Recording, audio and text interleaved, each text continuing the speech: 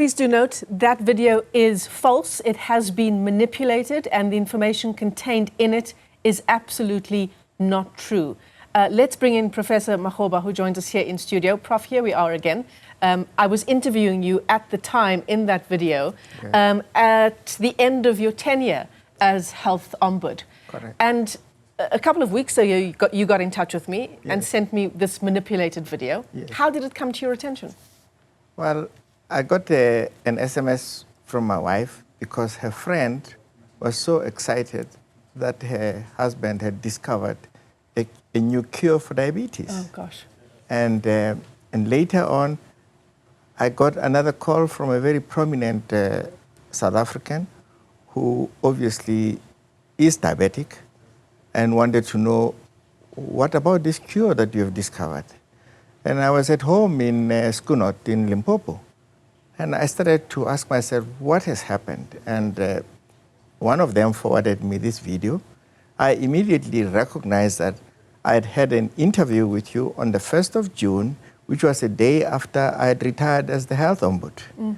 And clearly, if you listen to the voice, you listen to the pronunciation, you will realize that the accent and the pronunciation has been twisted and manipulated to sound almost like an American. It's not my accent at all.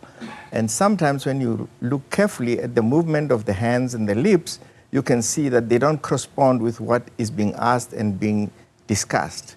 But such is the nature of this manipulation. I just wanted to state it clearly that I have never researched diabetes management and treatment. I have not discovered any new drugs.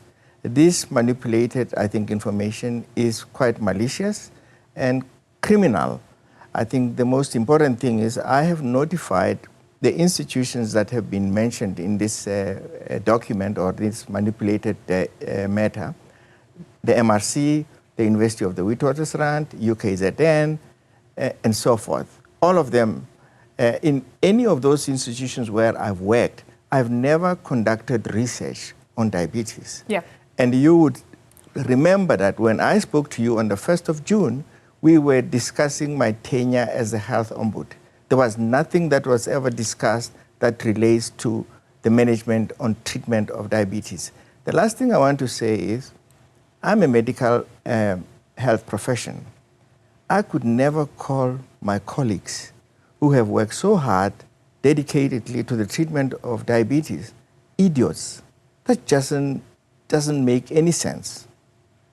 To call them idiots, I think is arrogance of the highest order. I could never do that to people who have dedicated their lives to the treatment of one of the most common, I think, lifestyle conditions affecting over 800 million people in the world as we stand.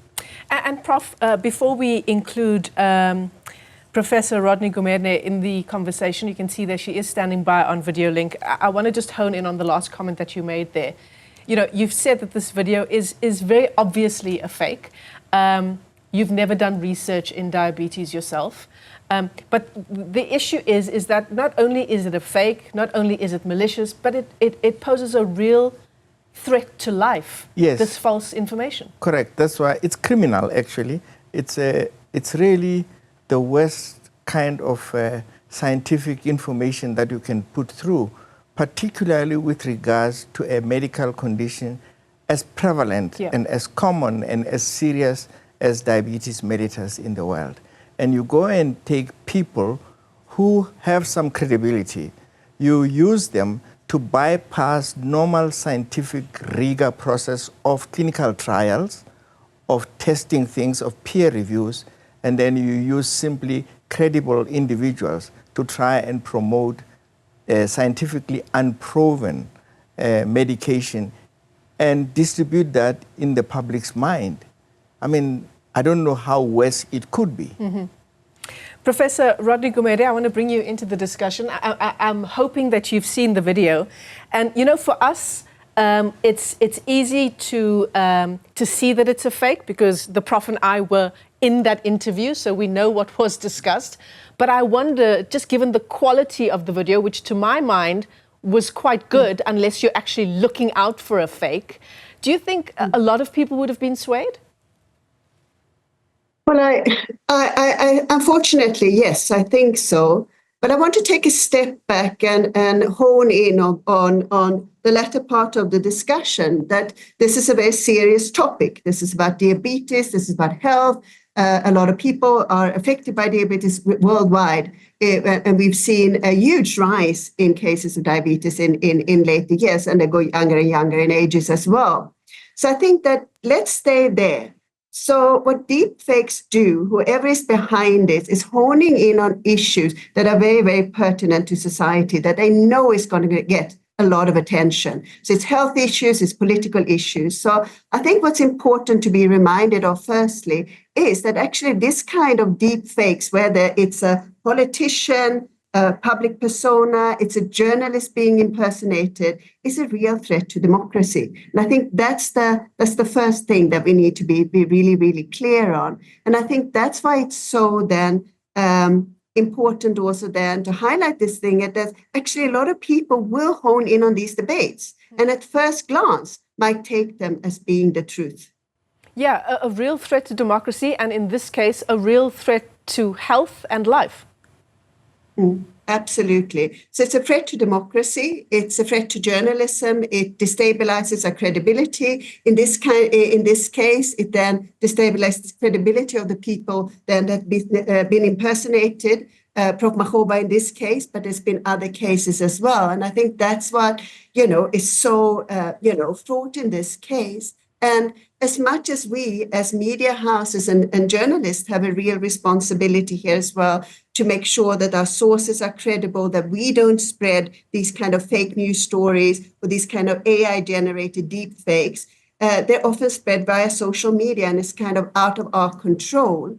And I think what's so disconcerting as well is that it's very difficult. So once they've been dispelled, so now we have a chance, Prof. Makgoba has a chance here to say that this wasn't me, I would never say anything like this. And as much as you can then try to counter these deep fakes and say, this was a fake, it wasn't me, it wasn't my words, we can go back, we can show the real interview or whatever we have, we try to dispel these things. They are very difficult to dispel because they spread really, really, really quickly. Yeah. And new deep fakes and new algorithmic news feeds can pick up on this and just, generate other stories out of this.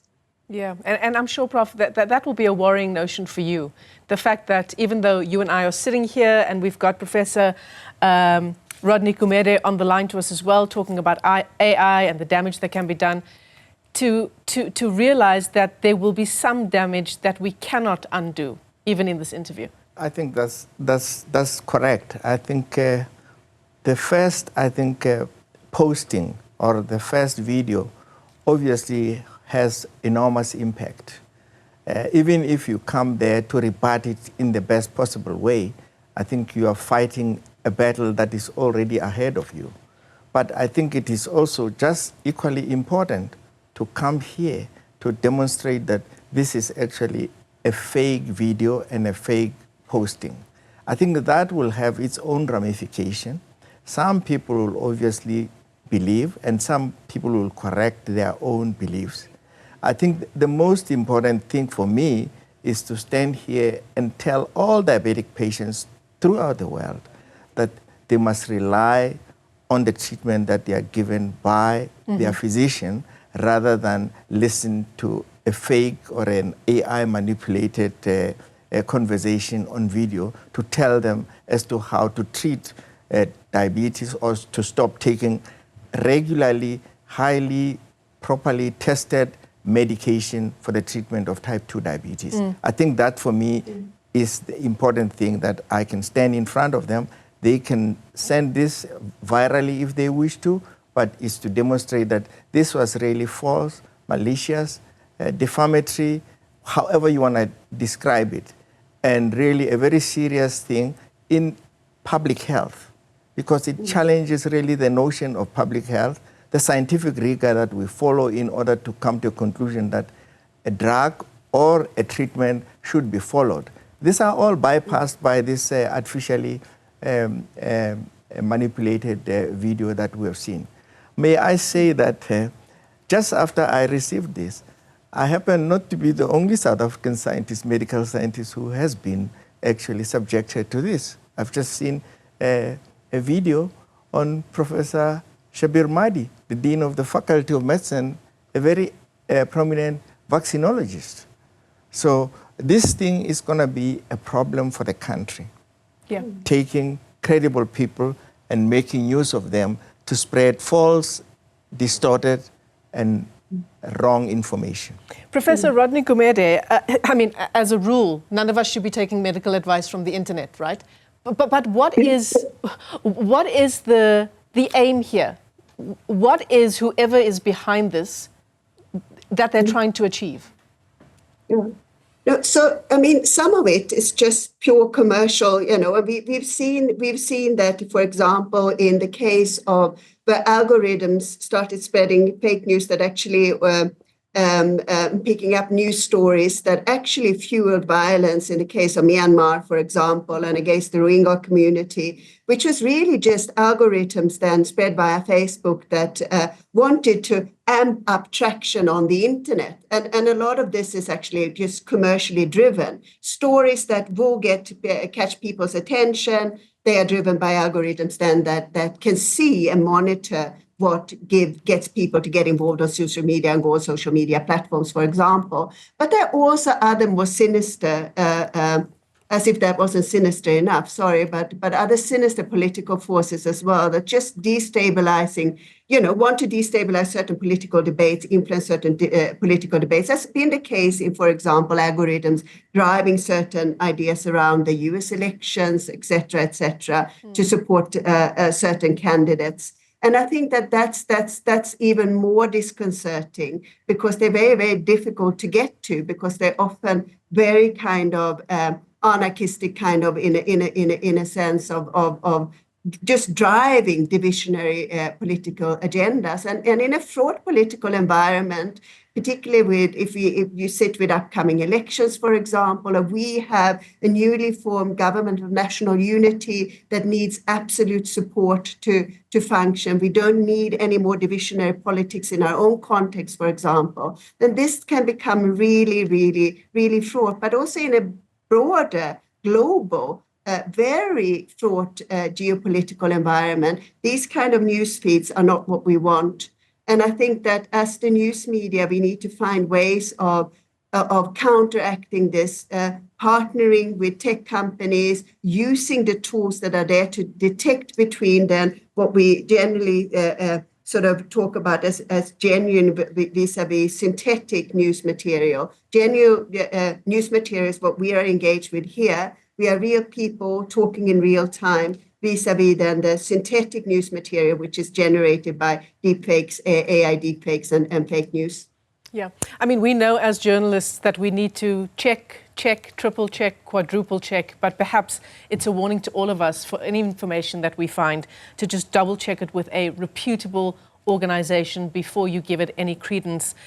Professor Makgoba, your final comments on the issue. Well, I think the public should be aware of this type of fake, I think, information. They should be a little bit more, I think, conscious and be critical of what they are reading. But I repeat again, it's important that the public take their marching orders from recognized physicians that read and work in the field. I don't work in this field. I can never be an authoritative voice of how diabetes type 2 should be treated.